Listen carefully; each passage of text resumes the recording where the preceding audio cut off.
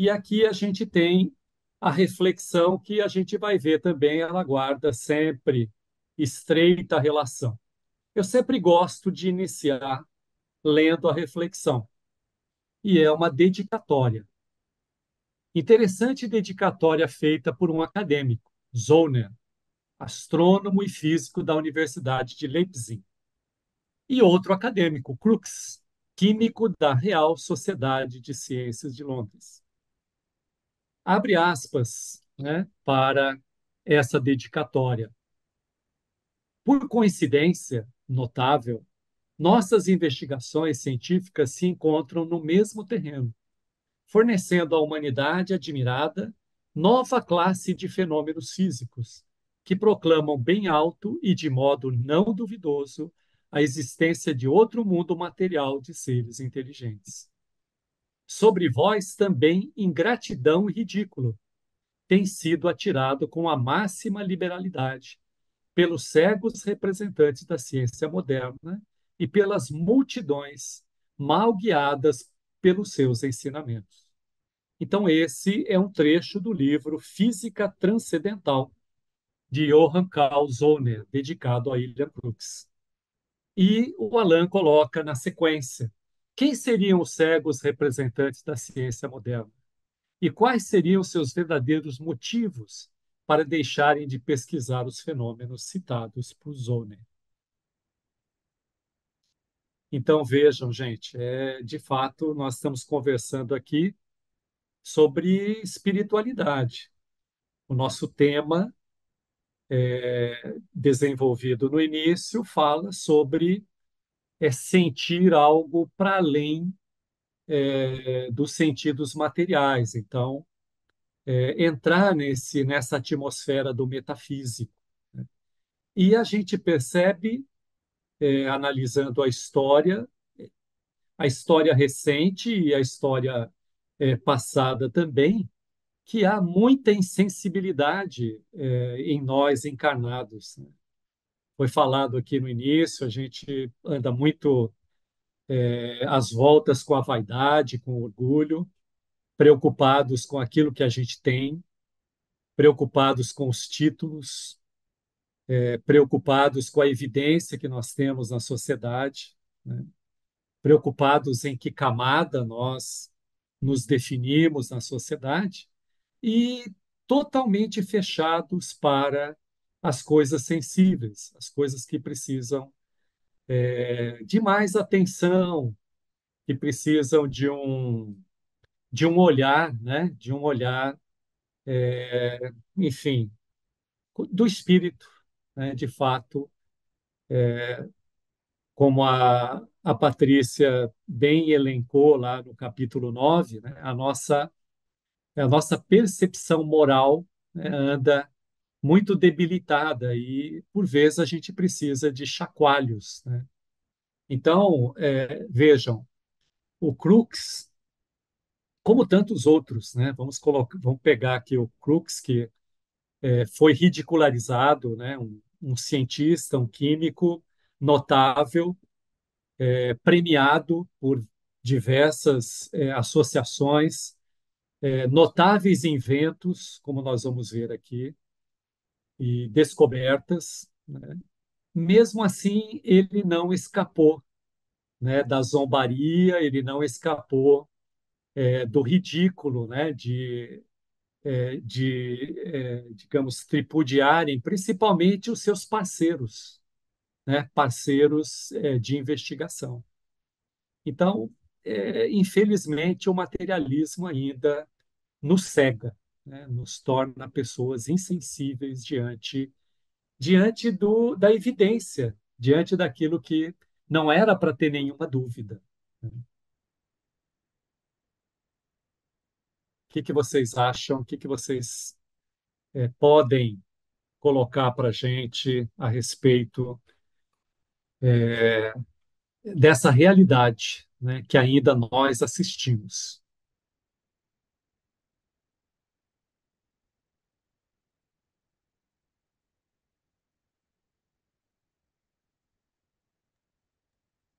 Me vem à cabeça, Mauro, aquela frase, né, que Deus ajuda quem cedo madruga, né? E quantas eu, por exemplo, por muitos anos, né, achava que era quem cedo levantava e ia batalhar e, né?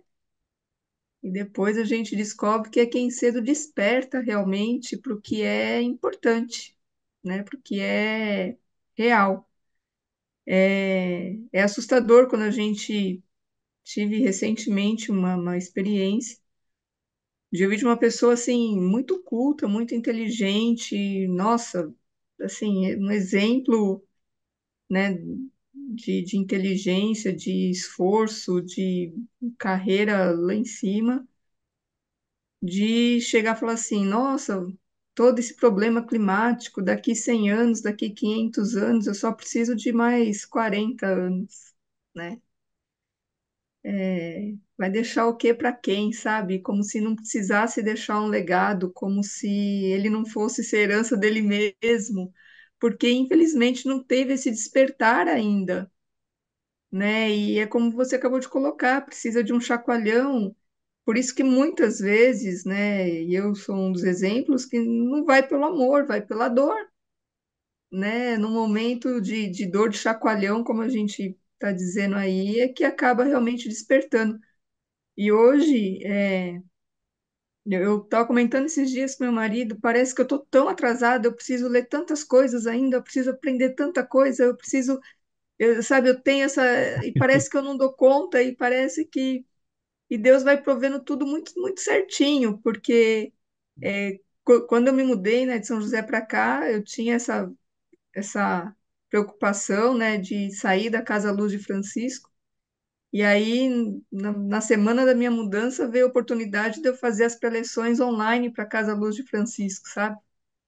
Aí cheguei aqui, não, já que você faz a preleção, a gente está precisando de gente aqui. Então, acho que Deus falou assim, ó, então vamos adiantar seu adiantamento aí, ó, pelo menos come o evangelho, assim, linha por linha, letra por letra, que já é um bom caminho, né?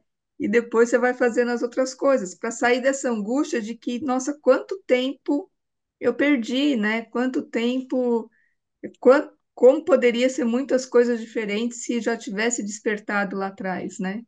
Mas tudo ao seu tempo, né? Então, Ao seu tempo, sem dúvida. De fato, a gente tem que levar as mãos para o céu e aplaudir esses espíritos extraordinários que deixam esse legado. Quer dizer, mesmo ridicularizados, eles não arredam pé das suas convicções, né? Enfim, e acabam deixando esse legado para a gente, né? O Elmo quer falar. Pegando um pouco do pensamento da Patrícia, eu, eu fico pensando o que a crise, né, da Covid nos ensinou. Talvez para alguns foi um despertamento, para outros, mas uma doença que ao seu tempo iria passar e só isso. Agora nós temos aqui, pelo menos em São Paulo, nós estamos com uma crise com a dengue, né? Muitas pessoas sendo acometidas, algumas perdendo sua própria vida. Nós temos essa crise lá no Rio Grande do Sul. E o que nós estamos aprendendo com isso? O que nós estamos refletindo? Logo, logo, a dengue passa, o Rio Grande do Sul passa e volta a ser a sua normalidade. E o que aprendemos? E o que nós vamos passar, o que nós vamos mudar com tudo isso? Porque essa é a questão que eu sempre tenho refletido.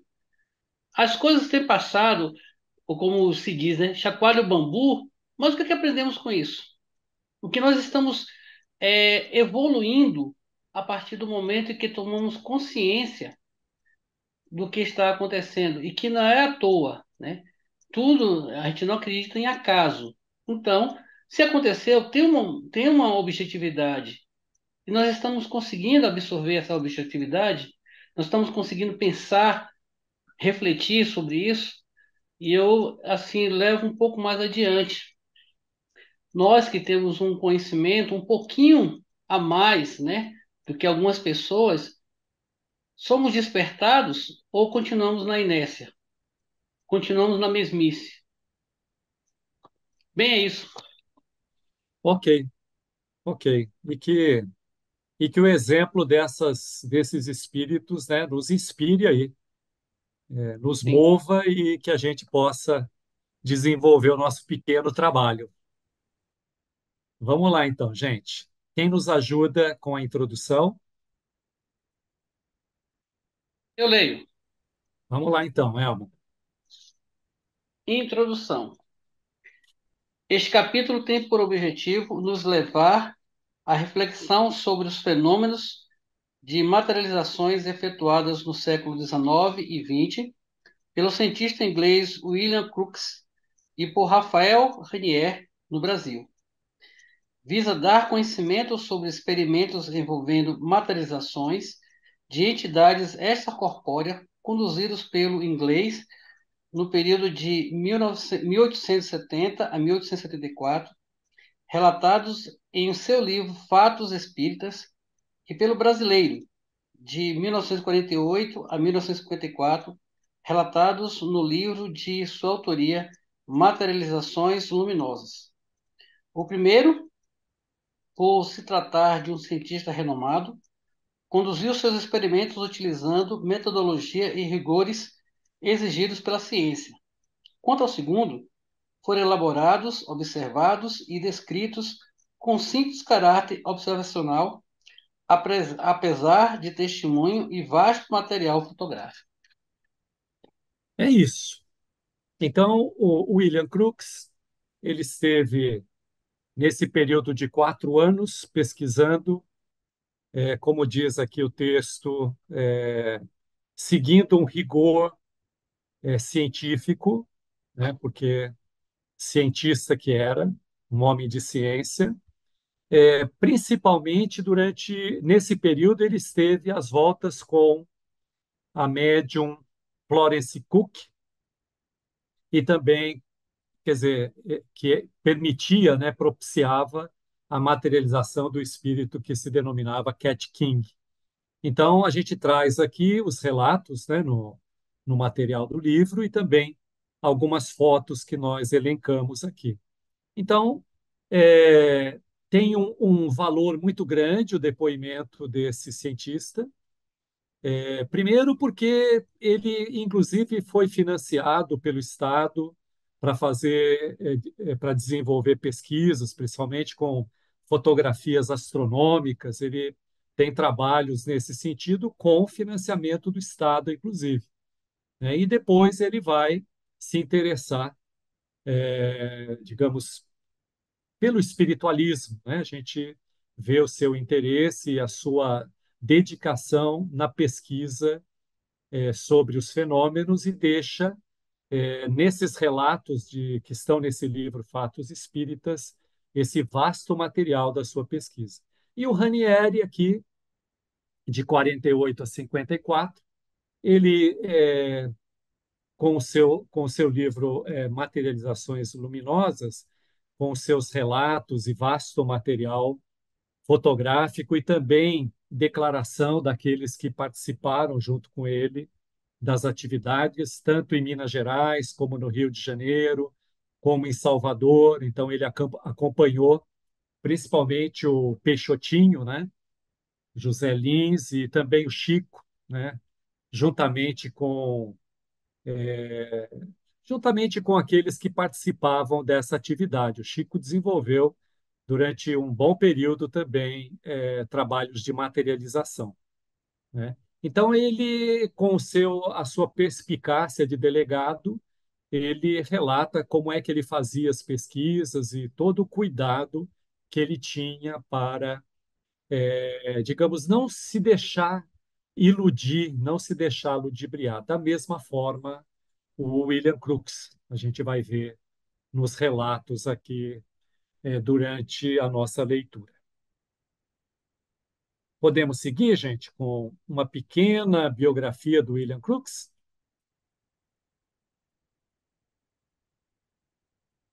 Quem se habilita? Eu posso ler. William Crookes, biografia. A biografia detalhada de William Crookes aparece no livro citado e foi elaborada por Dr. Paul Gilbert.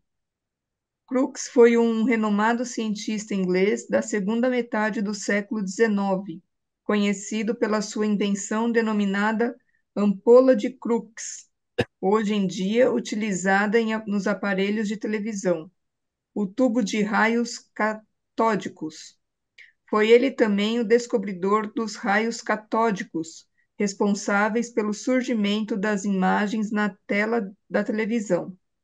Foi o descobridor do elemento químico tálio. Crookes foi integrante da Sociedade Real de Londres, órgão que reúne os notáveis homens de ciência na Inglaterra.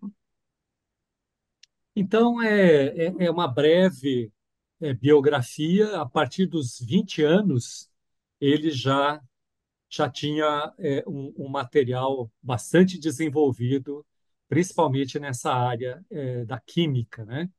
Então, aqui tenho umas imagens de um radiômetro, né, à esquerda aqui, aparelho que mede a intensidade das radiações dos elementos químicos, é onde ele descobriu o tálio, né, que é esse elemento que ele deu o nome justamente pela cor esverdeada, né, que ele produz magneticamente. Raios catódicos, enfim, a gente não, digamos assim, é bastante leigo nessa área de química, né? Então, eu fui buscar aqui, são feixes de elétrons acelerados emitidos em tubos de vácuo, né? Então, dentro dessas investigações, ele vai revelar a presença do hélio, né? Num fragmento de urânio. Com a intenção de melhor identificar esse aspecto, ele inventou esse espinteroscópio.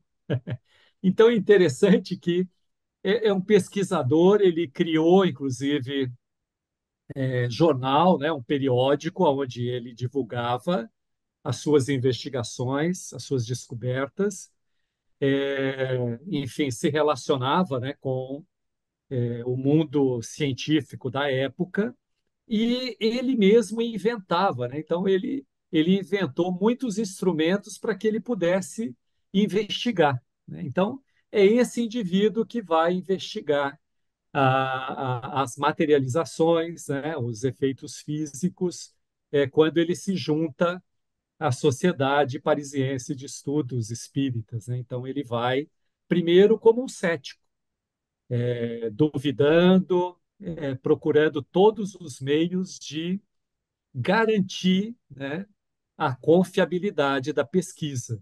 Então, a gente vai ver aqui como é que, digamos assim, é interessante que hoje, se a gente fizer um apanhado e observar o que se faz nas casas espíritas, com relação à pesquisa, a gente encontra muito pouco de ciência, né?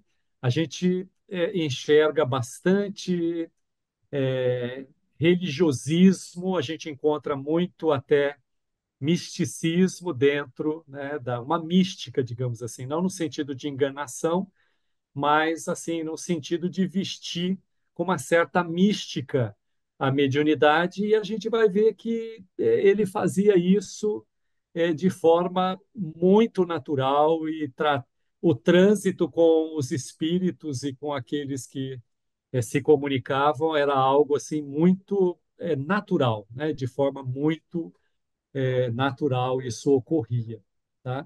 Da mesma forma que a gente vai ver com o Ranieri. Tudo bem, gente? A gente pode seguir? Mauro, só nos situa Pois aí, não, pois seria não, Iraí. interessante. Ele é contemporâneo do Kardec, né? Ele é contemporâneo do Kardec. Ah, tá. Sim, sim. A gente tem em 1857 a edição do Livro dos Espíritos. 1870 a gente vai encontrar William Crookes pesquisando, né? Então, assim, o Kardec desencarnou em 1869, se não me falha a memória, né? Então, assim, muito provavelmente se ele teve contato com Kardec, foi muito pouco. Quer dizer, os registros que aparecem são a partir de 1870, essas pesquisas que ele faz, mas É, digamos que foi contemporâneo, né? isso daí dá para nós assim um mote, né, de quanto o Kardec sofreu, né, para lançar a teoria do Livro dos Espíritos. Porque se o Crookes, baseado em assim, digamos, comprovações científicas, foi ridicularizado, imagina o Kardec com a movimentação das mesas, a fala com o além, etc., né? Já nos dá um panorama de que realmente haja fé raciocinada para aderir ao futuro espiritismo, né? Nascendo na É, época. eu diria que o Kardec, observando o que o Crookes observou, ele, enfim, amparado pela espiritualidade, né? Assim, balizado pela espiritualidade, ele construiu os princípios espíritas, quer dizer, a filosofia espírita. O Crookes vai fazer isso com método científico e vai fazer registro disso, com comprovações das pessoas que assistiam e, inclusive, com registro fotográfico, né? A gente vai ver aqui. Quem ler o livro Fatos Espíritas vai ver com que acuidade ele trabalhou nesse sentido, com que seriedade ele trabalhou, né? Beleza. Legal. Então, a gente começa aqui com fenômenos pesquisados por William Crookes.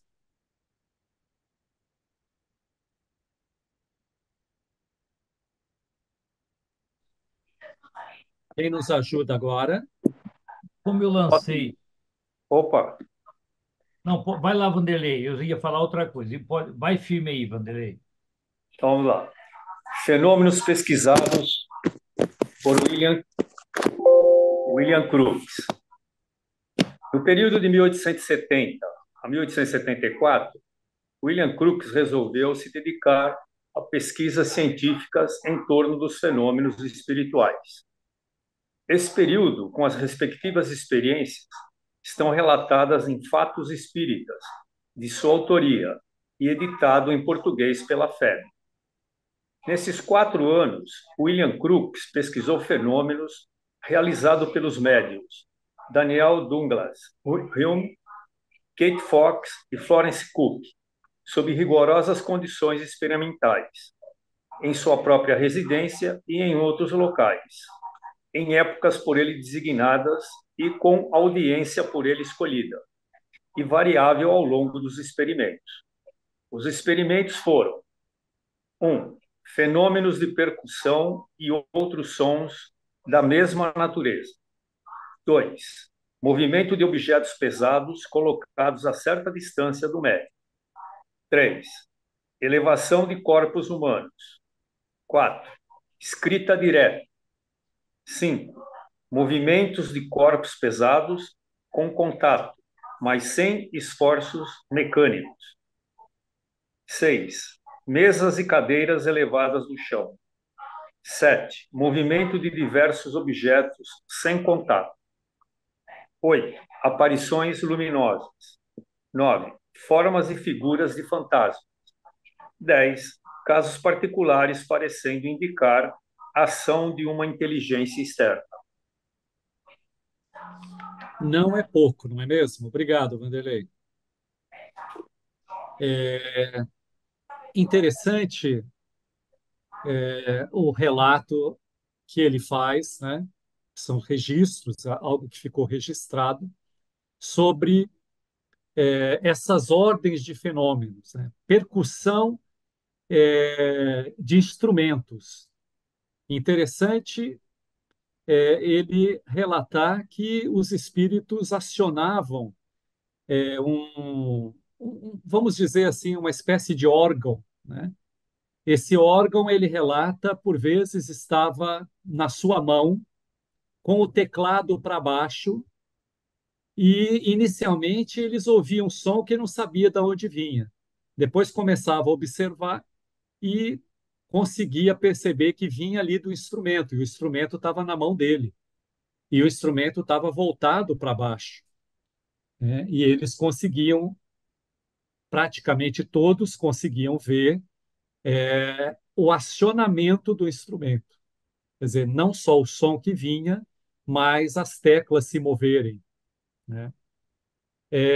Movimento de objetos pesados colocados à distância, quer dizer, isso acontecia na sala, isso percorria cadeiras que se deslocavam, poltronas, poltronas pesadas que levantavam polegadas, ele relata, do chão, e ele coloca a distância de quantos pés ele estava, a forma com que ele estava observando, e todos os cuidados que ele tomava, né, para que isso não fosse uma ilusão, né, algo preparado. Tanto não, ele diz que não era preparado porque às vezes ocorria na casa dele. Então, a médium ocorria na casa dele para o trabalho, por vezes na casa de algum companheiro ou daqueles que participavam das pesquisas. Então, assim, não havia tempo é, é, útil, né? Tempo propício para que fosse preparado algo para iludir. Elevação de corpos humanos, o que ele relata muito é desse Daniel Hume, né? Daniel Douglas Hume. Esse camarada é sensacional. Esse camarada ele se elevava, ele levitava do chão. Consta, né? Consta isso não no artigo do Crookes, mas em artigos que eu já tive a oportunidade de ver, esse camarada ele saía por vezes andando, enfim, sem ter nenhuma sustentação. Impressionante. É, é, pessoas eram levantadas junto com o móvel, junto com a cadeira, né? A mesa, então, enfim, também se deslocava. Escrita direta, ele vai relatar a forma com que ele colocava o lápis para ser, digamos, subtraído pelo espírito e depois escrever a mão que pegava o lápis para escrever, né? Enfim, aparições luminosas. Então, ele relata, é interessante ele relatar que a luminosidade para um químico, né, que descobre o talho, principalmente, que consegue enxergar através de aparelhos que ele inventou as radiações, né, nos elementos químicos, colocar que ele não consegue descrever, não conseguiria descrever a luminosidade que partiam desses corpos, por vezes, a forma com que aparecia e desaparecia, e isso ao mesmo tempo, né? Essas figuras de fantasmas também, e casos particulares, parecendo indicar a ação de uma inteligência externa, né? Então, aí são aqueles fenômenos em que não vem da inteligência daqueles que estão participando do trabalho. Um relato interessante também que ele coloca no livro é que ele tinha, na época, dois filhos de 13 e de 11 anos. Então, eles chegaram aos 15, 16, durante todo esse período de pesquisa, né, o mais velho. E ele relata como que o espírito, que a gente vai ver aqui da Cat King, se materializava e, por vezes, passava momentos assim muito dezenas de minutos conversando com os filhos e contando as suas aventuras, né, de encarnações passadas. Ela viveu na Índia, essa que se denomina Cat King. Quando ela se despede no final da experiência, desses anos de experiência, aí ela faz dedicatória para aqueles que estavam lá, e ela diz que se chama Annie Owen Morgan, né? Então, esse é o nome que ela tinha na última encarnação, né? E aí ela vai relatar que essa era uma missão dela, né? Em função de uma proposta reencarnatória, durante esses 3 anos que ela esteve com o William Crookes, né? Quer dizer, primeiro ela se apresentou ao Aksakov, mesmo antes do William Crookes, o Alexander Aksakov também esteve com ela, né? Quer dizer, participou de pesquisa junto a esse espírito também. Então, antes de eu colocar as imagens, eu vou dar a palavra aqui para o Irair e para o Elmo. Irair, quer colocar alguma coisa? Sim, Mauro, muito obrigado. Enquanto o Vanderlei lia, eu peguei o Livro dos Espíritos para contribuir com o nosso grupo aqui na questão da contextualização de sequência da época histórica, data, etc. Olha que legal, lembra, Mauro? Você acabou de falar que o Kardec desencarnou em 1869.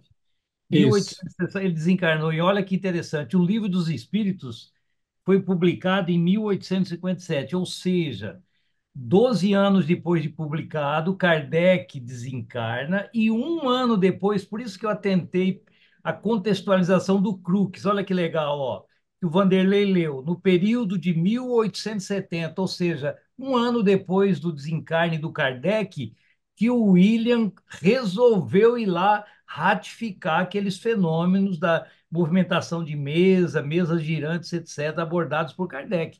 Então, isso aí deu um Perfeito, reforço à doutrina espírita, não é? Então, há um perfeito. encadeamento aí, Kardec e o Crookes, reforçando os fenômenos do Kardec. Sim, porque com certeza, né, Irair, ele tinha contato com outros pesquisadores, por exemplo, a Kizakov, né? Enfim, a gente vai ver também depois na Itália, o Lombroso. Então, assim, é claro que isso estava em alta, né, na Europa de então, principalmente pelo espiritualismo racional, que era uma corrente que já vinha, né, desenvolvendo essa parte espiritual, né, essa parte do espiritualismo, inclusive nas universidades. Então, é lógico que pessoas como William Crookes estavam diretamente interessadas nisso tudo, né? Elmo, É, é só uma curiosidade, seu Mauro. Essa Kate Fox, ela era daquela família Fox. sim, sim, Ah, ok. sim, É, perfeito.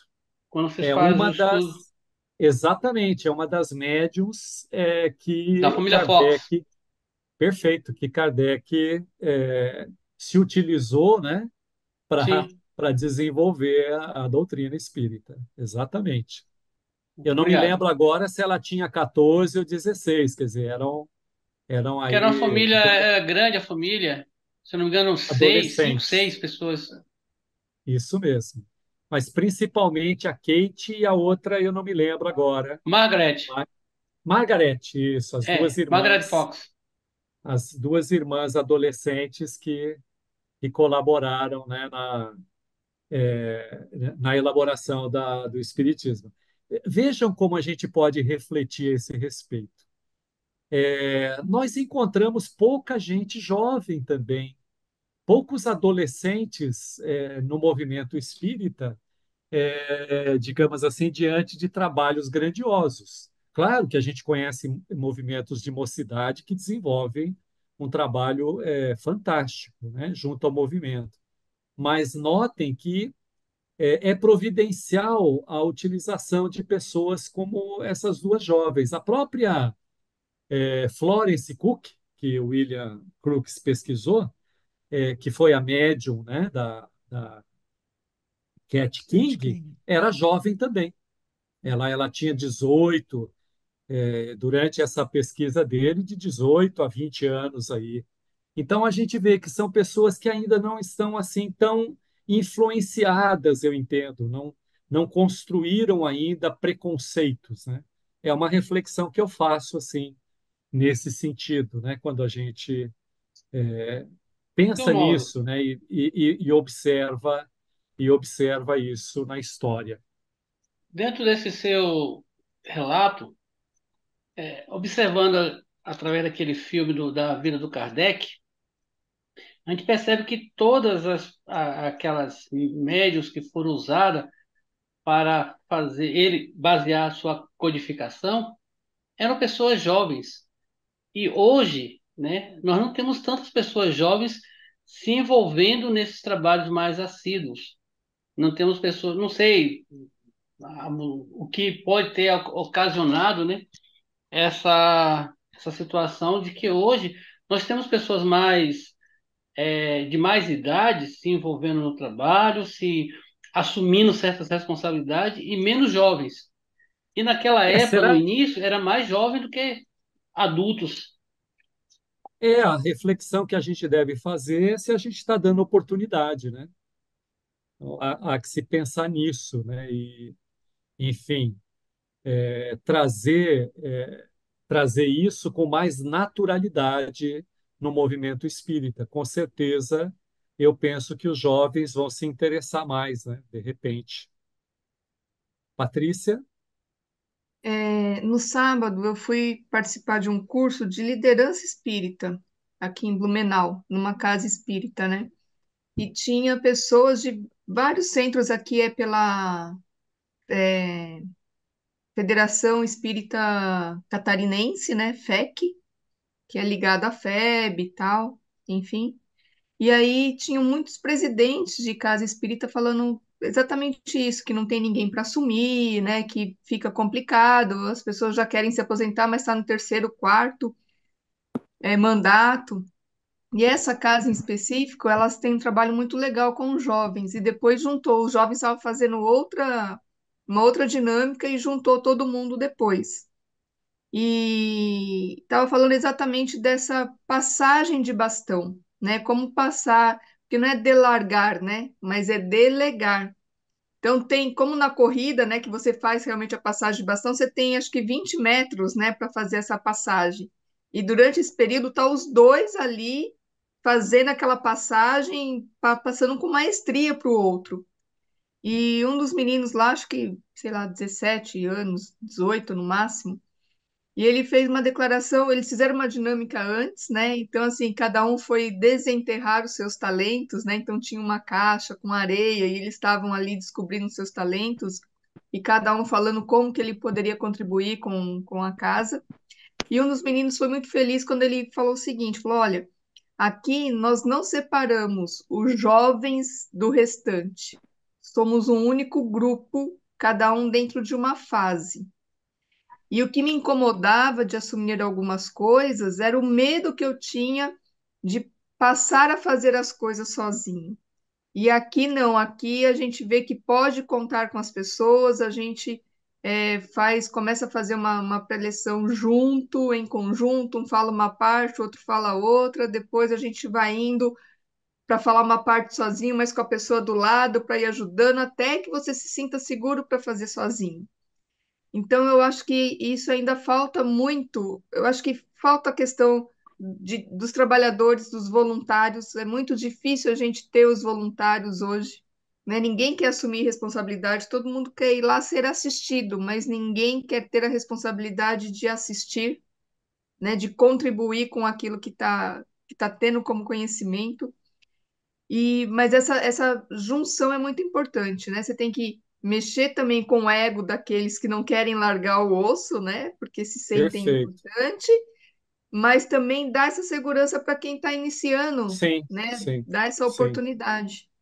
Muito Foi bem bem legal. observado. Eu vejo que isso é importantíssimo e também eu entendo que tornar, digamos assim, a atividade mais prazerosa, quer dizer, deixar o jovem, né, contagiar, eu diria, contagiar um pouco e trazer um pouquinho mais para a normalidade, sabe? Não levar a coisa muito para o místico, assim, né? Joelma quer falar?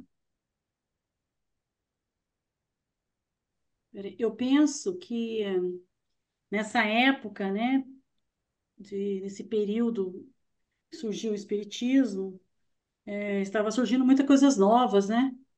Revolução Francesa, acho que deu um passo grande por aí, não vou entrar nesse mérito, mas era tudo muito novo, então chamava muita atenção. Então eles foram deixando, no entanto que foi que a Igreja Católica começou a cair um pouco, né? E os jovens, as pessoas começaram a ter outras noções e ter outros caminhos. Sem E dúvida, de lá Joelma. para cá, e de lá para cá, eu acredito que não é só espiritismo. né? Eu até estava fazendo uma pesquisa, na França, 41% é católico, 40% não acredita em nada, 2% é disso, enfim. Então, na verdade, é uma descrença, né? Então, não é somente dentro do Espiritismo. O Espiritismo tem cento e poucos anos, né? 160, 170 anos, mais ou Isso, menos. mais É um indo para bebê, né? 170. Ok. Isso. Então, eu acredito que é, a gente está falando dessa descoberta aqui, que é lógico, né? Houve uma necessidade deles se colocarem, né? E mostrarem outros caminhos, mas desde que o mundo é mundo, nós estamos nessa busca, né? E a gente parece que não encontra nunca. E parece que a gente dá 10 passos e volta dois. Eu acho que em toda crença, em toda doutrina, né? A gente fala, tem mais velhos, na doutrina espírita, na católica, você vai nos encontros, você vai na missa, vai em vários lugares, você vê pessoas mais de idade. Parece que ela passou, igual nós, né? Hoje a gente tem uma consciência que há alguns anos nós não tínhamos. Então, hoje, Exatamente, é um né? amadurecimento, né? Amadurecimento. É Então, um amadurecimento. É. eu acho que tem um tempo, né? Isso que você colocou também, né? Eu acho que falta. Eu tenho acompanhado a doutrina com muitas lives, né? Conheço algumas pessoas, o Haroldo, que eu gosto, o Jorge Larra, eu faço as coisas lá pela Fiesp, eu conheço pessoas da Fiesp, então eu tenho colega que é da França, que faz curso, que está lá nos Estados Unidos, que faz cursos. Então, e eles falam que lá fora é ainda mais difícil ainda. Com É mais certeza, difícil ainda falar, né, do com espiritismo, certeza. É. né? Então, eu Sim, acho que é um caminhar, é bem difícil mesmo. Eu acho que é o maior desafio. certamente. Aqui a gente tem algumas imagens, né, algumas fotos. Por exemplo, a médium aqui é o Zapia Paladino, né? Então, aqui ela está observada por o Aksakov. Então, a gente pode perceber a passagem de elementos entre a mesa, né? Então, os espíritos mostram como fazer, e não há nenhum truque, né? Quer dizer, então, passagem de elemento sólido, de um objeto sólido por um outro elemento sólido. Notem que a mesa está levitando também. Aqui no canto superior, a gente tem um bandolim, né? Então, isso era muito comum, os objetos levitavam pela sala onde eles estavam, e notem, não, quer dizer, é difícil a gente observar pela fotografia, mas o observador ele relata exatamente aquilo que está acontecendo, os médios estão separados do instrumento, não há nenhuma possibilidade de fraude, segundo o relato, né? Aqui embaixo, na casa do Camille Flammarion, a mesa levitando. Então, era muito comum, né, cadeiras, poltronas e mesas desfilarem pela sala. E o Crookes, inclusive, ele faz uma observação interessante, porque perguntavam, mas por que só mesas e cadeiras, né? Então, veja, diante da evidência dos fatos, a gente ainda vai perguntar por que não outras coisas, mas ele relata inúmeros instrumentos, mas ele diz, olha, eu estou aqui para relatar, e não para deduzir. Então, estou tentando, digamos assim, relatar aquilo que eu enxergo, aquilo que eu vejo e o nível de segurança que isso tem. Agora, eu percebo que por estar numa sala de estar, numa sala de jantar, então são mesas e cadeiras e poltronas que ali se encontram, né? Então, é assim, outra coisa que ele relata também, a observação que ele faz nos relatórios, é que o espiritualista, né, então ele coloca, olha, com os espiritualistas, a gente está falando de instrumentos pesados, a gente está falando de elementos que pesam 10 quilos, e os cientistas querem que o espírito mova um milésimo de uma fração de um aparelho, digamos assim, ultra preciso que eles inventaram para que pudesse comprovar. Então, assim, está diante dos olhos uma lasca, né? Quer dizer, tá uma tora na frente para a gente ver e a gente está querendo ir atrás de minúcias, enfim. A gente, opa, perdão. a gente nota que, de fato, a gente precisa de muito ainda, né, para que a gente possa comprovar. O que a gente nota também de lá para cá é que diminuíram muito essas sessões, quer dizer, quase não se tem mais. A gente tem notícia aqui no Rio de Janeiro do Frutuoso, né, que ainda desenvolve esse trabalho, um trabalho bacana que ele desenvolve, um médico que desenvolve ainda o trabalho de efeitos físicos, de materializações. Mas, enfim, há quem diga que isso não é mais necessário. Não sei, né? Não sei se é necessário ou não, ou se é desinteresse da nossa parte, ou enfim. Mas os fatos aí estão, né? Para a gente ter cada vez mais consistência na nossa doutrina. Vamos caminhar um pouquinho, gente, porque é bastante é bastante material, né? E a gente poderia ficar aqui, eu diria que a noite toda. Podemos passar então para 2.4? Sim, sim, eu Quem posso nos ler. ajuda era o Eu Iraí, posso ler. que quis Não, disputar com o Vanderlei. Como é que é? não, sou eu, Manuel. Manuel, vamos lá então, Manuel, por gentileza. Materializações de Kate King. Durante cerca de 3 anos, Florence Cook, com 15 anos de idade ao final do período, materializou o espírito denominado Kate King.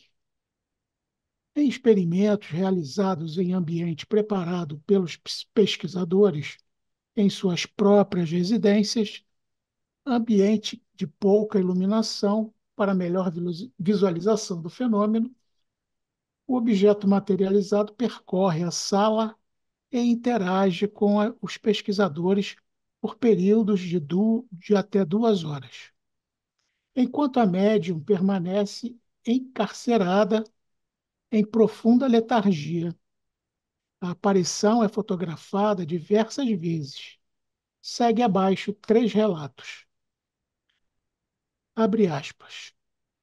Desde o começo da mediunidade da senhorita Cook, Kate King havia anunciado que tinha o poder de ficar perto da sua médium durante 3 anos e que depois desse tempo despedir-se-ia para sempre. O fim desse período expirou em 21 de maio de 1874. Durante quase toda a sessão, Kate ficou de pé diante de nós. A cortina do gabinete estava afastada e todos podiam ver distintamente a médium adormecida, tomando o braço do Sr. Crooks. Kate fez uma volta na sala, apertando a mão de cada um. Kate escreveu, desculpe, cartas de despedida, pediu a tesoura, cortou pedaços de seus cabelos e deu a todos nós. Cortou vários pedaços do seu vestido e do véu e nos presenteou com eles. Deu uma pancada em cima da parte cortada do vestido e instantaneamente esta parte ficou tão completa e nítida como dantes. Examinando o pano, não havia orifício, costura ou tecido sobreposto. Abre aspas. Uma noite contei as pulsações de Kate. O pulso batia regularmente 75, enquanto a senhorita Cook, poucos instantes depois, atingia 90, seu número habitual.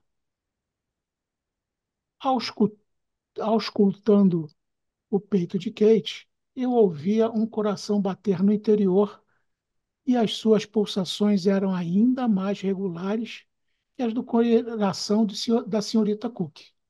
Os pulmões de Kate mostraram-se ainda mais sãos que os da médium, pois a senhorita Cook seguia tratamento médico por grave bronquite. Fecha aspas.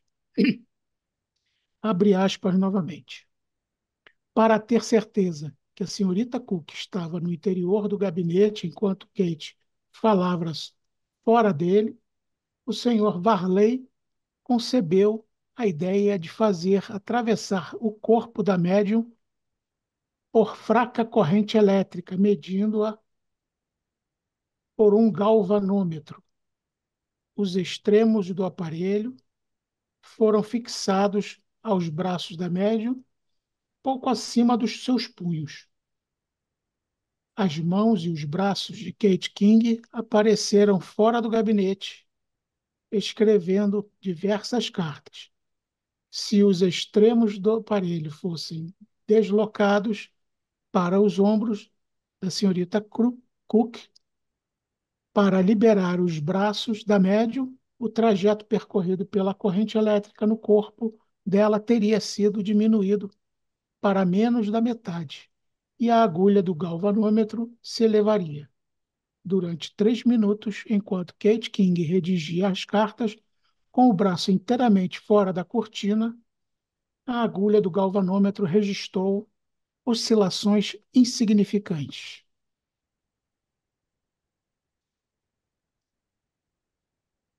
Obrigado, Manuel.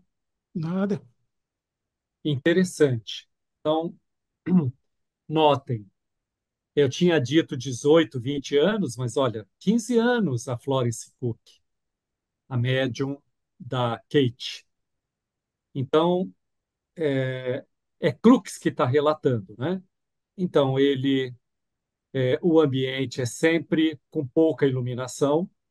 Então, hoje a gente sabe que o ectoplasma precisa, né, de pouca luminosidade, senão ele acaba se desfazendo também.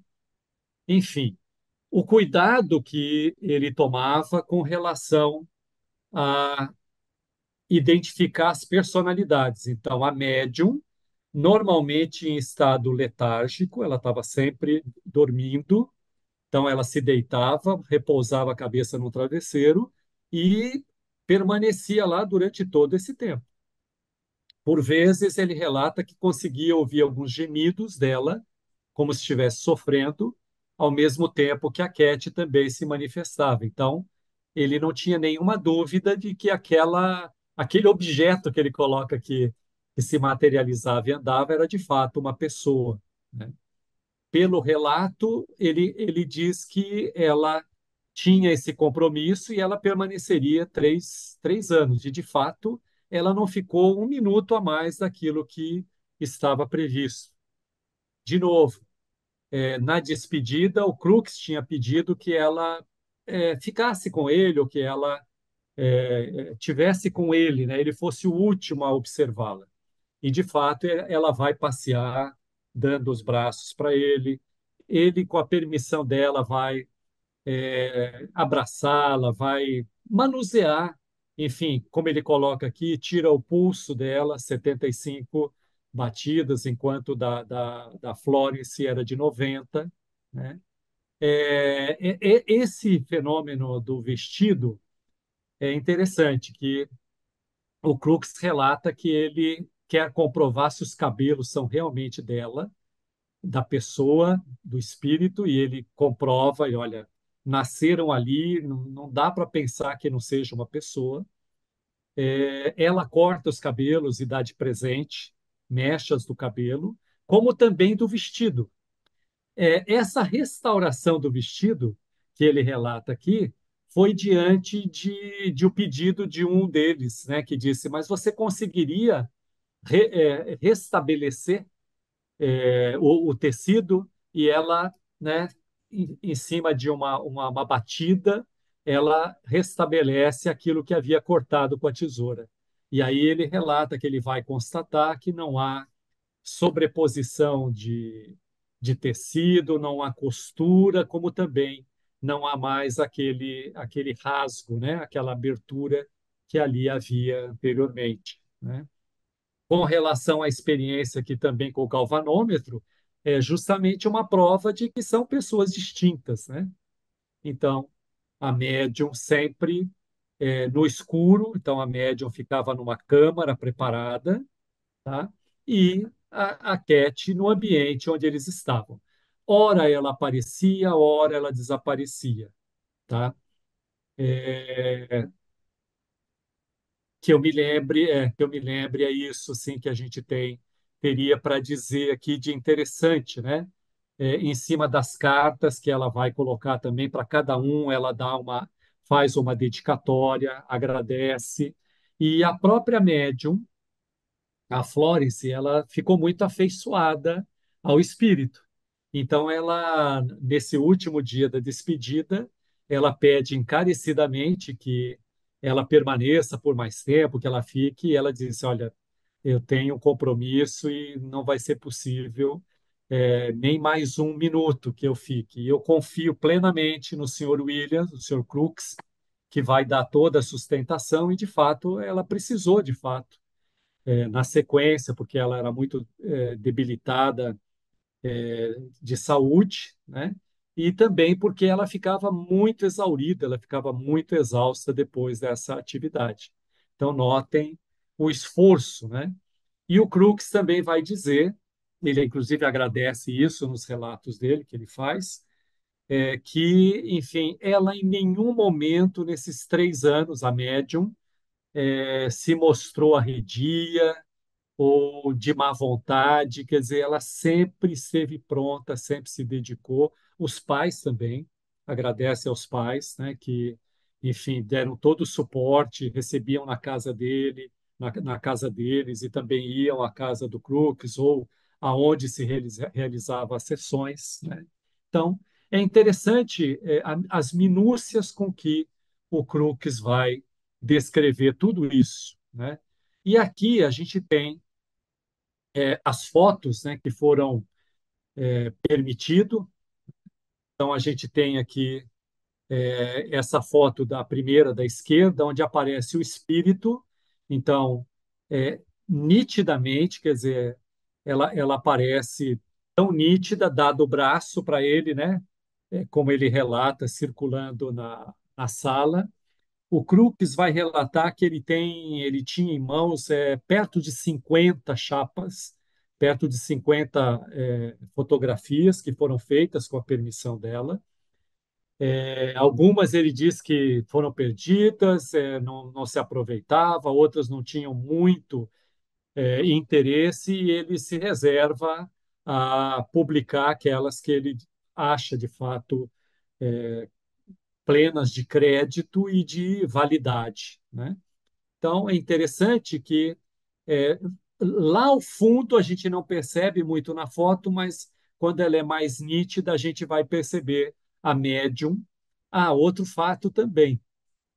Sempre que a médium, principalmente a Eusápia Paladino, que a gente já viu anteriormente, eles tomavam o cuidado de amarrar as mãos dela, os pés dela, e passar numa argola de cobre que havia no soalho, e depois lacrar essas fitas que amarravam para depois da sessão comprovar se de fato a médium tinha utilizado de algum ilusionismo para que pudesse enganar, né?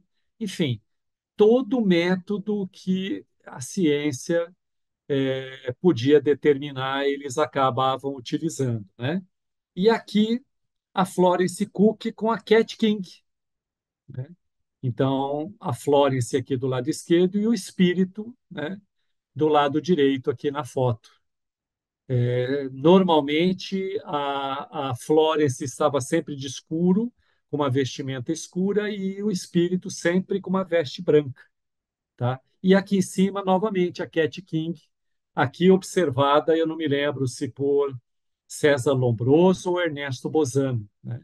E a gente vê lá no fundo o rosto da médium, né, aparecendo lá, enfim, na câmara onde ela se encontrava. Eu vi que a Joelma quer falar. Rapidinho. Na verdade, todo esse trabalho, né, a gente sabe que o espiritismo de nossa época, porque já tinha como ter uma noção de ciência, já estava mais avançado e tudo mais, com essas provas e tudo mais.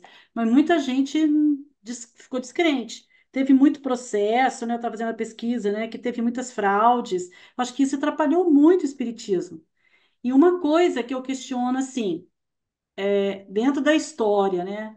O cristianismo sobressaiu e hoje nós somos cristãos, e principalmente, né, acho que lá no início, a Igreja Católica e tal, devido a todo o processo histórico, né, Constantino e tudo mais. Se nesse período alguma autoridade maior apoiasse o espiritismo, talvez ele hoje sobressaísse mais. Olha, Joelma, o Crux, veja, Sir, né? Quer dizer, ele foi uma eminência, Aksakov, Lombroso, enfim, Flammarion, todos eles homens de ciência, né? E o Crookes, principalmente, ele, pelas minúcias enfim, dos relatos, enfim, pelos documentos, né, fotográficos, enfim, declarações e tudo mais, enfim, era para a gente já não ter muita dúvida, né? Mas, enfim, de novo, como você falou, na França a gente tem quantos espiritualistas, né? Então, 40% você disse de católicos, né? Então, enfim, para os Espíritas na França é católicos, 2%. de espiritualistas, não, Espiritualistas, assim, junto com outras religiões, mas é dois por não, sim, cento. mas católico é espiritualista, né? Não, Então, estou falando espíritas. O católico é 41%. sim, E mas são 40% não acredita em nada. sim, ok. Então você vê que a gente tem, vamos colocar aí que 50% é materialista. Então, vou generalizar assim, né? Agora, mesmo os espiritualistas, eles enxergam isso aqui muito dogmaticamente. Então, eles podem até enxergar mais como obra, enfim, obra do demônio, né? Coisa desse tipo, sabe? É, não coisa de Deus, por assim dizer. Agora, a gente tem os cientistas também que prezam, digamos assim, a sua credibilidade, quer dizer, não se expõe ao ridículo, como, por exemplo, aqui o Crookes e tantos outros admitiram, né? Enfim, eu penso que se a gente tivesse de fato, né? E a gente vai ter, né? A gente caminha para a comprovação das evidências. O que a gente tem hoje na área científica são as evidências. As evidências estão aí. Agora, como nós vimos lá no primeiro capítulo, a ciência vai dizer que são fatos é, inexplicáveis para a ciência. Enfim, Iraí, Duas observações por conta até do horário, lógico. A primeira é que amanhã, a gente vai amanhã, ficando desesperado aqui. amanhã fará 150 anos que a Kate King comemora aquele período que extinguiu lá em 21 de maio, que o Manuel leu, né, de 1874. Então, amanhã nós vamos 74. comemorar 150 anos do prazo, né, extinto que ela teve. Bom, essa é uma Perfeito. observação que eu fiz da leitura. E a outra observação, humildemente, eu gostaria de responder para a Joelma, quando a Joelma pergunta, será que se houvesse uma entidade, uma instituição, uma autoridade para defender a doutrina espírita, não o espiritualismo, que acho que todos são espiritualistas nos seus 90%, né? Eu diria o seguinte: a maior prova de que nós estamos sobrevoando em cima da fé raciocinada e é inexorável a tendência para tudo culminar com a filosofia espírita, é que justamente dessas instituições combatendo a lógica do espiritismo, nós estamos aqui hoje, em pleno 2024, discutindo a doutrina espírita. Então, dir-se-ia, até no meu humilde modo, dizer que se houvesse essa autoridade aqui, a Joelma se referiu que perpetuou, entre aspas, tirando Cristo, lógico, eu estou dizendo de Papa, fulano, Beltrano, não sei cá. Apesar de tudo, não está, por exemplo, assim, tênue, não está frágil, digamos assim, a fé raciocinada dessas doutrinas? Eu prefiro porque, por exemplo, o certo, o catolicismo é assentado, vou falar baixo, senão minha mulher fica brava comigo, é assentado na ressurreição, é assentado na ressurreição de Cristo. Qual a diferença Não estou falando dos personagens, eu estou falando do fenômeno. Qual a diferença entre o fenômeno da ressurreição de Cristo com a Kate King aqui na nossa frente, aqui no micro? Qual a diferença? É a lógica que predomina. Tudo vai culminar com a filosofia espírita, a meu ver, porque é inexorável o além-túmulo. Esta é a realidade. Legal. É, de forma análoga, né, a gente tem aqui o Chico, né? O Chico mais jovem, um pouquinho, numa sessão de materialização. Então, o espírito dessa irmã Josefa, né, aparecendo aqui, a gente tem o médium, naquela figura à esquerda. Interessante observar o ectoplasma, né, partindo dos orifícios, do olho, do ouvido, da boca, né, para proporcionar a materialização. Da mesma forma, você vê, o Chico também atuou e tem aí documentário, né, documentário vasto a esse respeito. Interessante o que a Joelma colocou é que, de fato, né, houveram muitas fraudes, né? Então, a gente tem eventos com a Eusépia Paladino, de constatação de alguma fraude. O próprio Crookes, nos seus relatos, ele coloca que muita coisa foi fraudulenta. Ele participou de muita coisa onde havia má intenção, né? Enfim, por que você vai se ocupar disso? Porque você vai encontrar isso, enfim, em todas as instâncias. Você vai encontrar gente querendo se aproveitar da situação, né?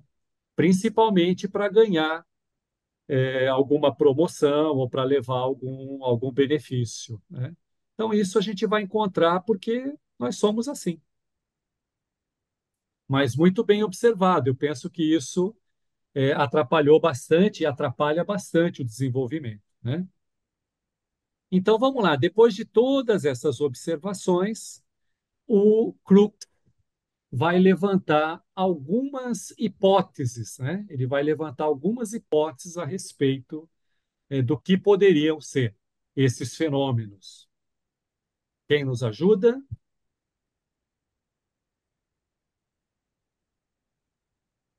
Eu leio. Vamos lá, Teorias então, postas Joelma. por Onde o pessoal Crookes. é educado, leva um tempinho para a gente decidir, né? Existem, segundo Crookes, 8 teorias que podem explicar os fenômenos. Primeira teoria: todos os fenômenos são resultantes de fraudes e os médios são impostores.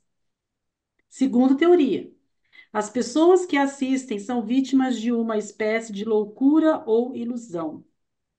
Terceira teoria: resultado da ação consciente ou inconsciente do cérebro. Quarta: fenômenos produzidos são resultados do espírito do médium. Quinta: os fenômenos são ações dos demônios. Sexta: são produzidos por certa classe de seres que vivem na Terra, mas imateriais. Sétimo: as manifestações são devido à intervenção dos mortos. Oito: resultado de uma força psíquica. Vejam que interessante. Então, depois de toda a pesquisa, depois de toda a observação e levantamento de material, né, da pesquisa, ele ainda elabora as hipóteses, né, que podem originar esses fenômenos. Ele confessa que você indo para uma investigação, para uma pesquisa, já com alguma concepção, portanto, você ter em mente algum preconceito a respeito, vai influenciar na pesquisa. E você poderá ser vítima. Por isso que ele levanta algumas hipóteses aonde pode resultar de uma inconsciência ou de uma consciência do cérebro, e, enfim, resultado de preconceito, quer dizer, resultado pré-concebido. Essa força psíquica ela praticamente envolveria muitas dessas teorias que ele coloca aqui, porque a maioria das alegações da época é que isso era resultado de uma força psíquica, né? E aí ele vai fazer uma avaliação, vai fazer uma análise que de fato pode a nossa, enfim, a nossa consciência, a nossa inteligência, né, direcionar para fatos desse sentido. Mas ele não tem nenhuma dúvida com relação ao que ele pôde ver, o que ele pôde fotografar, o que ele pôde presenciar. Essa espécie de loucura, ilusão, é muito próprio também. A gente pode envolver tudo isso dentro dessa questão pré-concebida, né?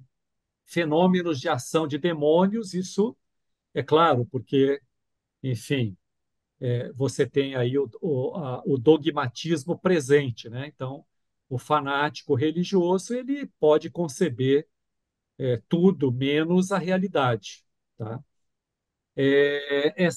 Certas classes de seres que vivem, ele vai elencar lá, digamos, os gnomos, ondinas, anões, enfim.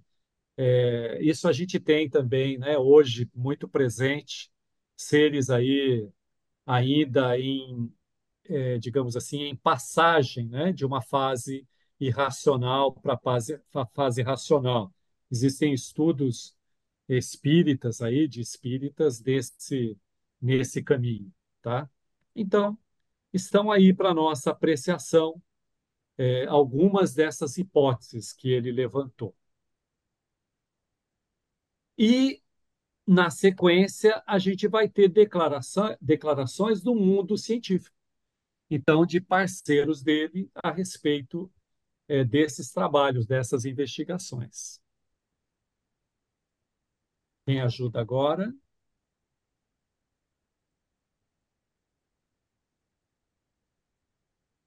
Eu continuo. Vamos lá então, Joel.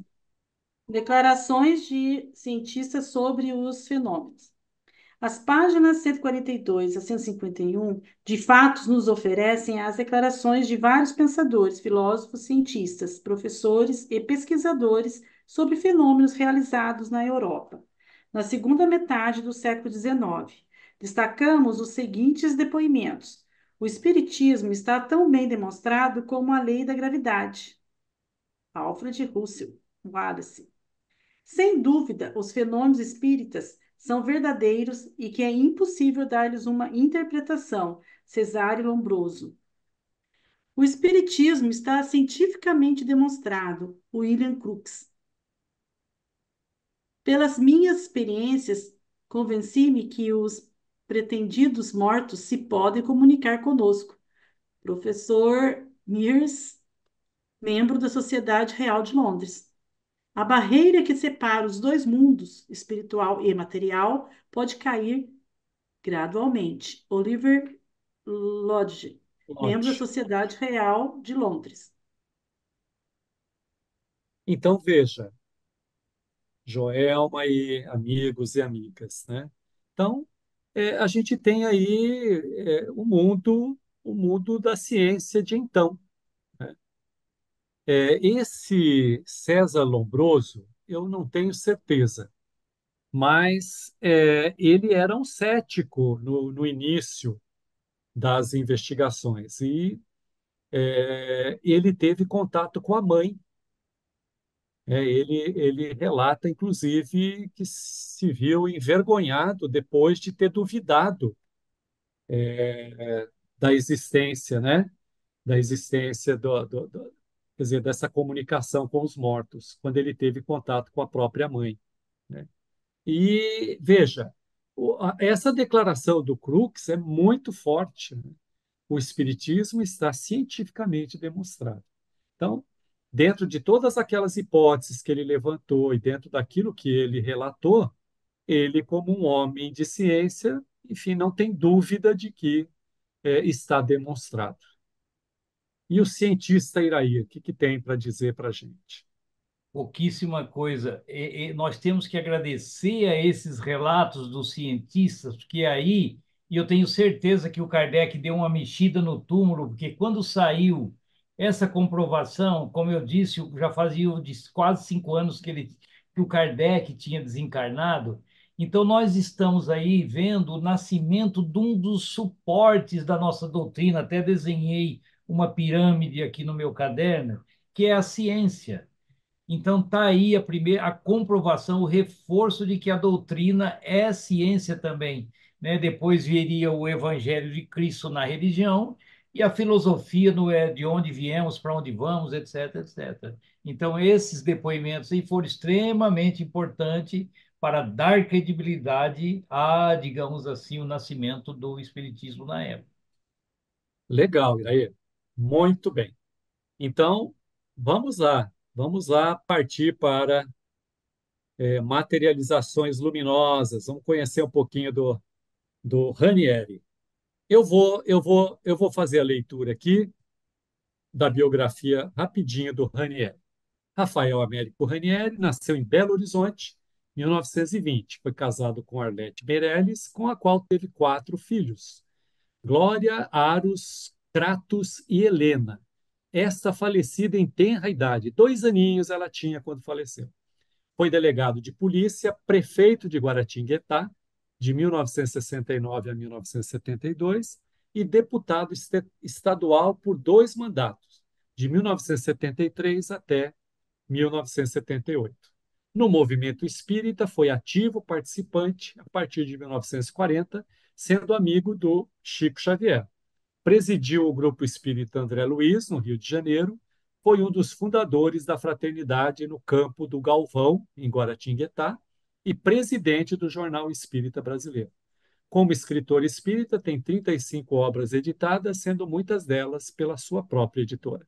Nos últimos anos de sua vida, em seu sítio em Guaratinguetá, montou uma creche para crianças abandonadas e carentes.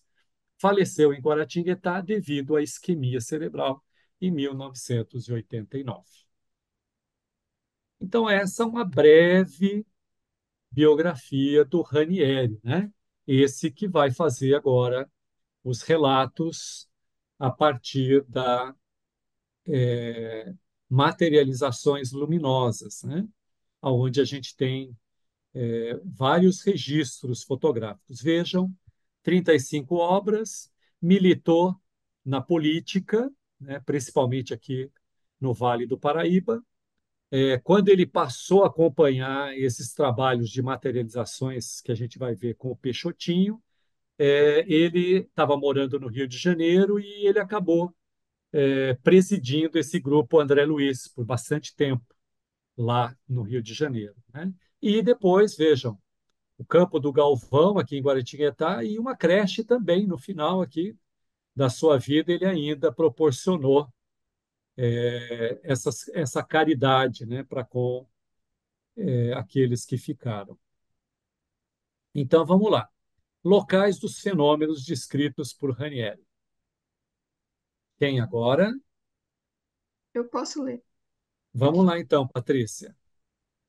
Locais dos fenômenos descritos por Ranieri. Os fenômenos descritos por Ranieri em seu livro Materializações Luminosas se deram em Pedro Leopoldo, Belo Horizonte e Rio de Janeiro. Expressivo número de materializações é relatado em seu livro com diversas fotografias das materializações.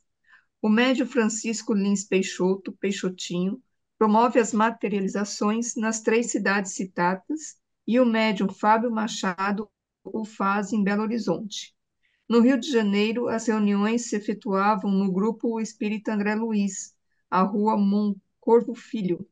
Muitos dos trabalhos foram relatados como operações espirituais, letreiros luminosos, visualizações luminosas no interior de médiums e pacientes, sempre com o objetivo de curas em pessoas que buscavam o centro.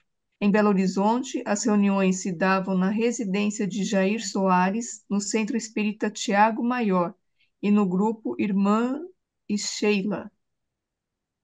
Finalmente, em Pedro Leopoldo, na residência de Chico Xavier. Ok, então esse relato é importante porque enfim, coloca essas cidades, né? Hum. Também tem alguns em Salvador e pessoas que, enfim, são pessoas idôneas, principalmente o Chico, né? O próprio Ranieri, que relata, quer dizer, tem todo um histórico. O Peixotinho, médium que, enfim, atuou, né? Atuou, enfim, intensamente nesse período aqui. E o Fábio Machado, né, lá em Belo Horizonte.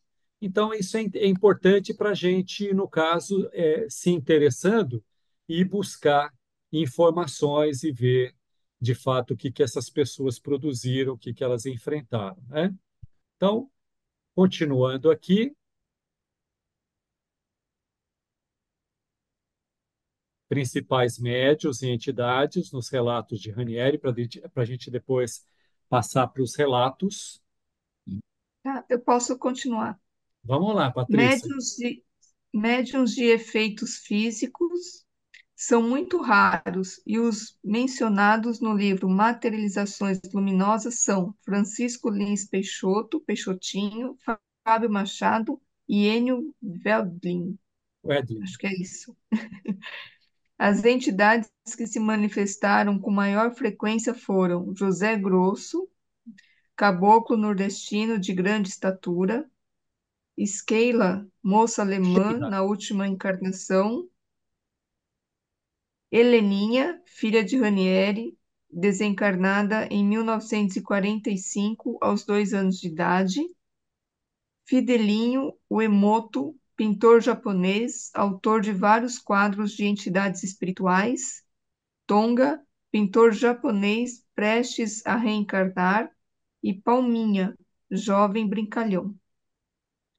Legal. Então, o, o cenário das cidades foi montado e também, principalmente, os médiuns, né, e os espíritos que se manifestavam, né? Então, vejam aí, esse José Grosso era, enfim, bastante alto, a Sheila, né? Heleninha, interessante, a gente vai ter o relato aqui dela ter aparecido, né, dela ter se manifestado também para o Ranieri. Esse o Emoto é autor de vários quadros, né? Então, pintura mediúnica, Palminha, Jovem Brincalhão. Então, o Ranieri vai relatar tudo isso nas suas idas e vindas na casa desses médios ou no hotel, principalmente junto com o Peixotinho, ficou muito tempo atuando, né, e acompanhando o trabalho do Peixotinho. De minha parte, eu diria que eu não sei se vocês chegaram a presenciar algum trabalho de materialização, eu nunca tive a oportunidade de presenciar, mas o meu pai, ele pôde participar. Então, ele relata, né, enfim, aqui em São Paulo, principalmente aí nesse período nos idos de 30, 40, não que ele participou em 30, mas em 50, né? A partir de 50 que ele chegou a participar. Então, isso era muito comum. A gente tinha nas casas espíritas, a exemplo do que a gente tem hoje, curso e trabalho de assistência, a gente tinha trabalho de materialização. E era mais ou menos dentro desses relatos que a coisa se apresentava. Então, espíritos que, por vezes, conversavam, interagiam com o público, espíritos que pegavam as flores que eram depositadas ali na sessão com antecedência, entregavam para as pessoas que participavam, espíritos tocando instrumentos, por vezes, ou na maioria das vezes, esses espíritos não tinham a forma completa, se apresentavam com, digamos assim, numa forma de fantasma, por vezes, ou uma forma fantasmagórica, digamos assim, ou por vezes externando uma luz, assim, que se movimentava no ambiente, né? Por vezes faziam, normalmente cobertos por uma túnica, e por vezes fazia desaparecer o braço, né? E essa túnica caía, depois levantava. Então tem fatos interessantes assim da minha casa mesmo que eu tenho a respeito dessas atividades de materialização, né? Então o livro do Ranieri é esse aqui, Materialização, Materializações Luminosas, né? E a gente tem, digamos, um farto material assim fotográfico, né? Essas figuras que aparecem aqui é o trabalho desse pintor japonês, do Emoto. Ele faz a pintura aí do Zé Grosso, né? Da Sheila, que aparece aqui, o Kardec, né? Aqui, foto do Kardec, enfim. A gente tem aqui alguns desses que foram mencionados lá, que eram presenças, né, ou aparições frequentes nessas sessões. Aqui a gente tem espírito da Maria Duarte Santos, é essa senhora que aparece em foto aqui, é o retrato dela do lado direito, né? E aqui a gente tem a foto dela aparecendo nessa, digamos assim, nessa nuvem, ou parece assim, chumaços de algodão, né? Que saem do médium e aparece a fisionomia, né? Então, esses trabalhos aqui com o Ranieri, com o Chico e também com o Peixotinho, normalmente são incompletos, assim, as aparições são incompletas, né? E a gente tem registro, de novo, de alguns deles que o pessoal enxerga fraude, né?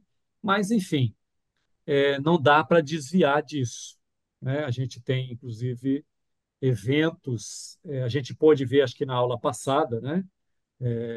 Dentro daqueles fenômenos cientificamente inexplicáveis, a gente tem, enfim, médiums, né, que deveriam estar desenvolvendo um trabalho nobre, que, na verdade, falsearam e se aproveitaram da situação, né? Interessante aqui essa Maria Duarte, né, que é o espírito de a esposa, né, de um escritor português muito conhecido, que é esse Isidoro Duarte Santos, tá? E o fotógrafo é esse Ubiraci, que faz esse registro. Bom, vamos para os relatos, né? O tempo está bastante curtinho. Então, dentro desses relatos aí, a gente pode voltar algumas fotos que apresentamos aqui ainda. Quem nos ajuda na sequência? Eu posso. Opa, vamos lá então. Materializações, fenômenos descritos por Ranieri. Materializações luminosas. Nos três locais, através de diferentes médiums, ocorrem manifestações do mesmo grupo de espíritos. Em sessões realizadas na penumbra, surgem figuras luminosas que clareiam o ambiente. Abre aspas. A materialização luminosa de Sheila estava a meio metro de mim. Com sua presença, a sala inundou-se de doce claridade e os presentes podiam ver-se uns aos outros. Para imitar uma figura daquelas, seria necessária uma prodigiosa instalação elétrica. Outras entidades se materializaram nessa noite, e todas elas luminosas. O livro, fecha aspas, o livro cita múltiplas manifestações sempre luminosas. Curas por aparatos luminosos, abre aspas. Em quarto de hotel ocupado por 5 pessoas em Pedro Leopoldo, Peixotinho, que é asmático, pede que faça uma prece para que pudesse ser tratado pelos espíritos. Após a prece, Faixa luminosa de cor verde clara surgiu sobre o peito de Peixotinho. Havíamos estado juntos todo o tempo, não sendo possível qualquer preparação por parte do médium. Em outra reunião, no Grupo Espírita André Luiz, no Rio de Janeiro, entidade de clarão forte que atingia todos os pontos da sala, aproximou-se da senhorita Laís, deitada em um leito, requerendo operação de apêndice. Após certo tempo, voltou-se a nós, trazendo nas mãos faixa luminosa de cor verde clara. Dirigiu-se a Lenice, quartanista de medicina, irmã de Laís, mostrando o ponto de luz vermelho no meio da faixa. Este é o apêndice dela. Fluidificamo-lo e retiramos. Lenice pede a materialização do apêndice. A entidade fechou a faixa sobre o ponto luminoso e abriu instantaneamente, apresentando no lugar do ponto vermelho apêndice de carne em péssimo estado. Materialização de flores. Ao fim de outra reunião, Sheila materializa-se, anuncia que iria distribuir cravos frescos aos assistentes, vermelhos para os homens e brancos para as mulheres. As luzes dos espíritos se apagaram e, na completa escuridão, era impossível distinguir o sexo dos assistentes. Feita a distribuição em completo silêncio, era impossível distinguir a cor do cravo que cada um recebeu. Encerrada a sessão, sem engano, cada um recebeu o cravo na cor prometida. Múltiplas materializações simultâneas. Apareceu o espírito de Zé Grosso, em sua estatura gigante de caboclo nordestino, trazendo pela mão uma figurinha iluminada de uma criança que era o espírito materializado de minha filha Heleninha. Moldes em parafina. Em reuniões de materialização, enche-se uma lata de 20 litros com parafina líquida mantida aquecida entre 80 e 100 graus por um fogareiro. Ao lado, idêntica lata é preenchida com água fria. A materialização mergulha na parafina o membro que deseja moldar, colocando-o em seguida na água, solidificando a parafina. Em seguida, desmaterializa o membro, abandonando o molde de parafina sólida. Ao término da sessão, preenchemos o molde com gesso molhado e quebramos o molde. Cada molde, seja de uma mão, fica a reprodução fiel da mão humana, notando-se até os cabelos e os poros da pele. Impossível que, pela temperatura da parafina, reproduzir o mecanismo com um ser humano sem produzir queimaduras horrendas. Fotografias de múltiplas peças em gesso aparecem no livro. Muito bom. Interessante. Ele coloca que as materializações são luminosas, né? Caso interessante é esse da operação de apêndice. Essa Laís, ela, pelo relato do Ranieri, ela chega se arrastando, né? Quer dizer, está num estado de fato muito complicado. Como no relato do Manuel, a gente viu, o espírito diz que fluidificou o apêndice e retirou, mostrando, né, numa faixa luminosa que apareceu, aquele ponto vermelho. Ao que a irmã dela, essa Lenice, que era quartanista de medicina, pede se era possível a materialização. E o espírito diz que sim, e materializou o apêndice deteriorado ali, né, já em estado de putrefação. Interessante que isso foi numa sexta-feira, sexta ou sábado, eu não tenho certeza, e na quarta-feira a Laís já estava plena, atuando na casa espírita, segundo o Ranieri, ela fazia algumas preleções e ele nunca viu ela fazendo tão bem, falando de forma tão fluente, né, e de uma forma tão natural como ele pôde vê-la, né, na sequência. Com relação a esses relatos de materialização luminosa, o que me chamou a atenção também é que o espírito, por vezes, e está sempre, a maioria, voltado para a cura, voltado para a cirurgia. Então, o espírito a- apresentava um objeto, né, que parecia um prato, um disco. Ele relata até que parecia um prato fundo, assim, com aquela concavidade no abdômen da senhora, e aquilo iluminou todo o interior da senhora, né? E o espírito conseguia penetrar com a mão através daquele instrumento e entrava e tirava a mão, enfim, dentro, e você via todo o interior da pessoa iluminada, né?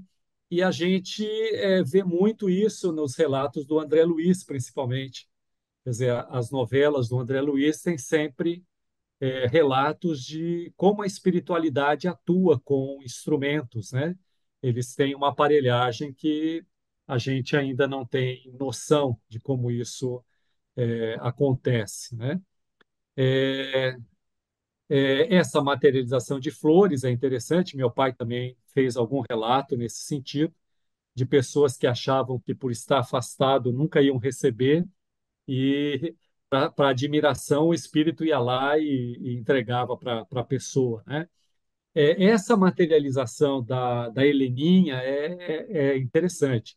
O Ranieri, ele relata que ele confessa que ele nem se emocionou quando da presença dela, né? Ele estava tão compenetrado ali na atividade que ele pôde interagir com ela, pôde conversar com a Heleninha, mas ele não ficou nem assim emocionado no caso. E esse Zé Grosso, né? Interessante que ele relata que ele aparecia com umas pedras e ele atirava nas pessoas que estavam lá assistindo. Então, 15 pessoas lá, por exemplo, assistindo, ele atirava essas pedras, mas diz que atirava com tanta força que parecia que aquilo ia machucar a pessoa, e a pedra caía no pé da pessoa. Então, assim, no pé de cada um que ele falava o nome.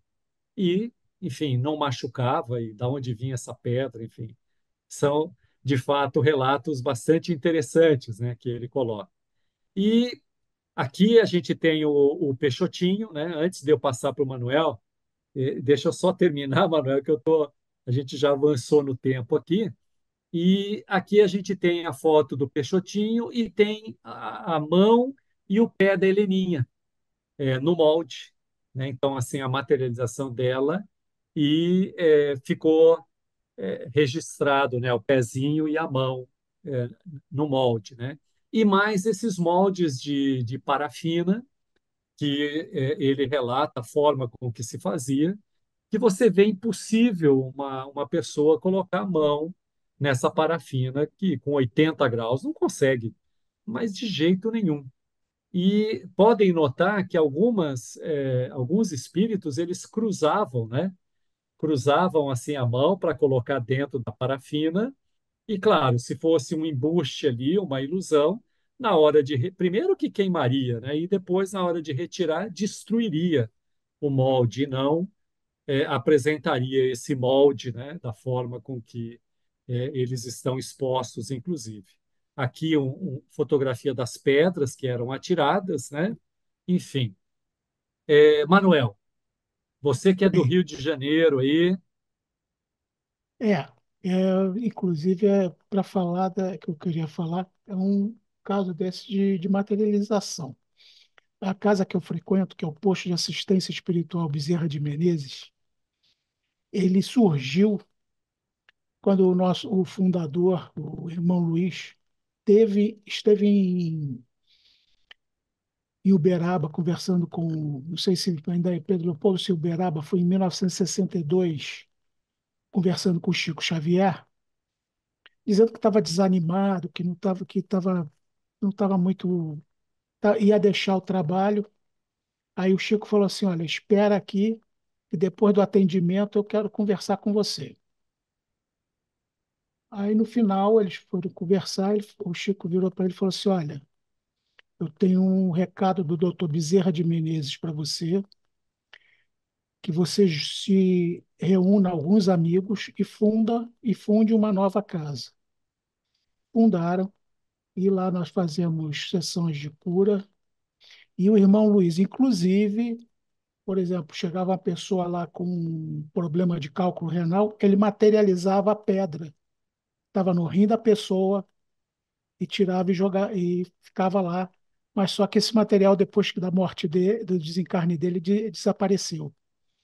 Eu tenho 2 anos só lá, tenho só 2 anos de espiritismo e escuto essas histórias. Agora, falando dessas materializações, eu lembrei da história lá do céu, que A começou exemplo do, assim. do apêndice da Laís, né? Exatamente, Legal, exatamente. legal, legal. Muito legal. Bom, gente, tem mais uma partezinha aqui, né? Eu vou tomar licença de vocês para fazer a leitura das materializações em Pedro Leopoldo, né?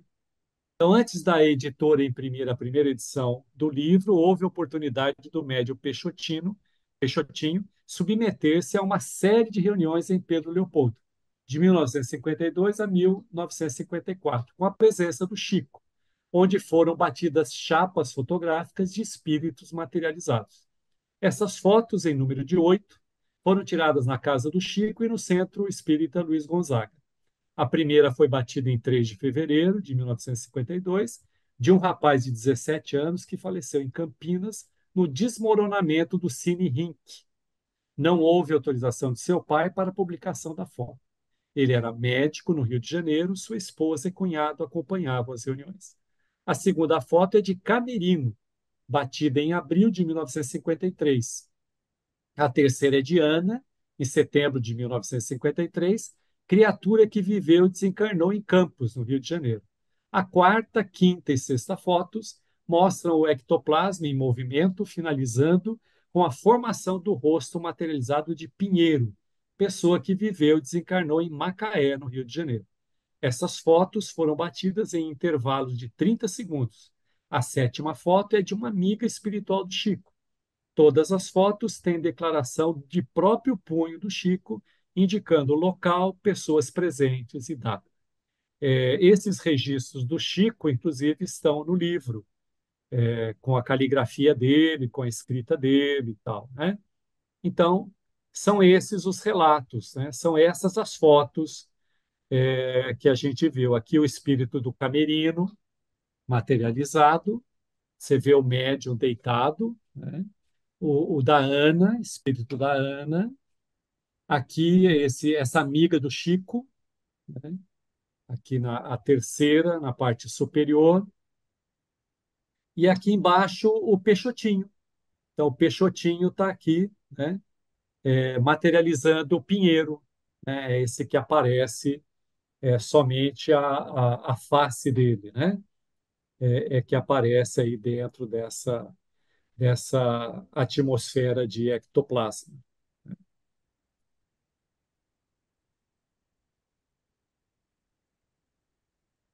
Esses livros, gente, eu tenho aqui, inclusive, eles são da biblioteca do Alain.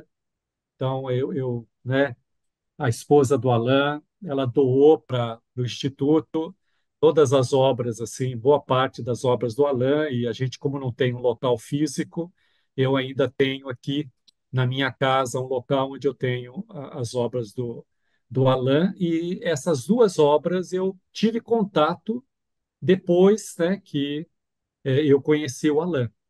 Então, são livros assim interessantes para a gente que milita dentro do movimento espírita e, por vezes, as pessoas nos procuram para tirar dúvida, para conversar a respeito, para ter alguma explicação. E a gente tem relatos sérios aqui, principalmente do Crookes e do Ranieri, a respeito das materializações. Então, eles estão disponíveis aqui. Quem se interessar é só procurar a gente aí no privado e a gente faz chegar esses livros. Levando aqui para a conclusão, depois, se alguém quiser se manifestar, a gente abre um espaço, né? Para muitos, o que foi relatado nos livros citados trata-se de truques, charlatanismo e trapaças feitas pelos seus autores. Para outros, guardando o devido respeito pelos homens e pelos trabalhos executados, trata-se de fenômenos psíquicos oriundos do inconsciente profundo. Muitos religiosos afirmam se tratar de fatos demoníacos, os quais é prudente nos afastarmos. Numa reflexão e atitude mais ponderada, não deixando de aceitar as hipóteses acima levantadas, poderíamos, com forte probabilidade de acerto, deduzir pela atuação de seres extracorpóreos. Em se assumindo essa posição, nos vemos forçados a aceitar a existência de uma vida espiritual, onde o além-túmulo é uma realidade. O nosso bom senso, entretanto, recusa aceitar as três primeiras hipóteses. Bem, gente, de novo a gente ultrapassou aqui bastante o nosso horário. Difícil a gente atuar dentro do proposto aí, né? Enfim, como eu disse, eu repito, vale a pena conhecer essas obras, né? Se interessarem, de novo, está à disposição aqui, a gente pode fazer chegar. Alguém quer Senhor, fazer algum comentário, senhor Mauro, esses, acréscimo? esses livros são para vendas ou só... Não, não, não, não, não. É. Esses livros, como eu disse, era do acervo do Alain. Então, esse aqui é o do Crux, Fatos Espíritas, né? E esse aqui é o do Ranieri, Ma- Material- Materializações Luminosas. Então, como eu disse, né, eles foram doados para o Instituto. Nós somos o Instituto e eles estão aqui à disposição, tá? Eu faço chegar a vocês, a gente pode, dependendo do interesse, né? Elmo, se estiver interessado, eu já mando, pode pedir ou a gente está mandando. É para emprestar, tá? É para emprestar. Esses Ó, livros não têm à venda? Olha, eu não sei. Eu, Podemos verificar. eu tive dando uma É, olhadinha aqui, tem. Tem inclusive em PDF. que chique, Opa. bacana. Joel, se você consegue PDF, coloca no grupo. Tá, se eu vou. Eu acho que o do Crook, parece que o Raimundo já colocou no grupo do WhatsApp, o Sim, PDF, Fatos espíritas, legal, legal. tá? Essa E o turma é do. rápida, hein? Nossa. para material assim a gente não pode perder. Opa, É, Iraí. É, sem querer esgotar o assunto, lógico, eu acho que, como você disse, Mauro, o tema sempre está amarrado ao capítulo, né? Pois é isso mesmo, porque essas materializações dá a impressão que atendem aqueles, acho que até eu também me incluo entre esses aqueles, em que vão a um centro espírita, às vezes, para ver a fenomenologia, para ver o sobrenatural.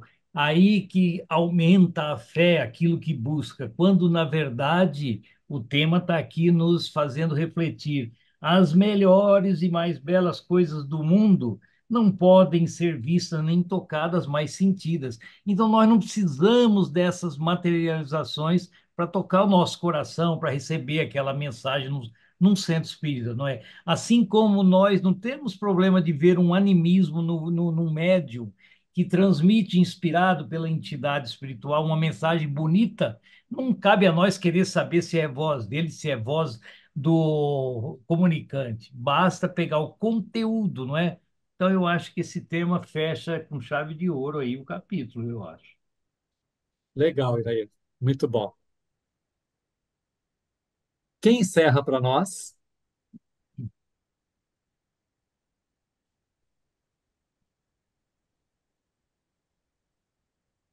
Eu também posso Posso encerrar se encerrar? vocês não, se ninguém tiver com vontade.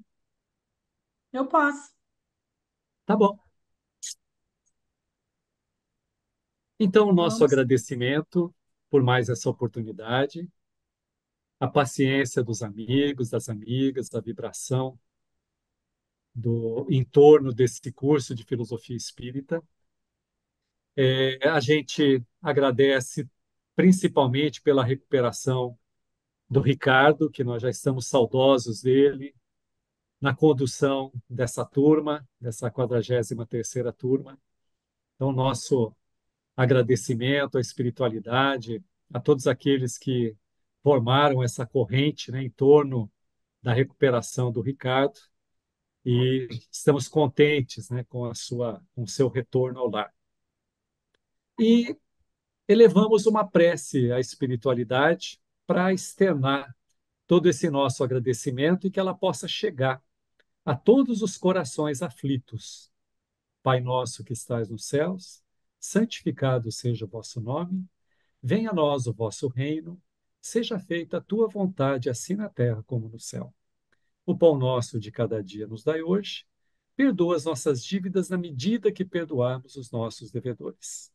Não nos deixa cair ante as tentações, mas livra-nos da prática de todo o mal. Que assim seja. Graças a Deus. Graças a Deus. Já postei o livro das Fatos materializações. espíritas. Não, Das materializações materializações luminosas. luminosas. Legal, legal, Manuel. Muito bom. Gente, muito obrigado. Valeu. Obrigada, boa Boa noite, gente. Até semana para mais. Boa Boa todos, noite a semana. para todos. todas. É, Tchau, a tchau. Jo- a Tchau. Tudo de Joelma, bom. e a Joelma Mineirinha faz a abertura na próxima. Ela já saiu, ela nem ouviu, ó. Legal, gente. Forte Tchau, abraço. tchau. Valeu, Igualmente. galera. Forte abraço, melhor abraço. Melhor abraço, isso. Parafraseando o nosso amigo Ricardo. Cara.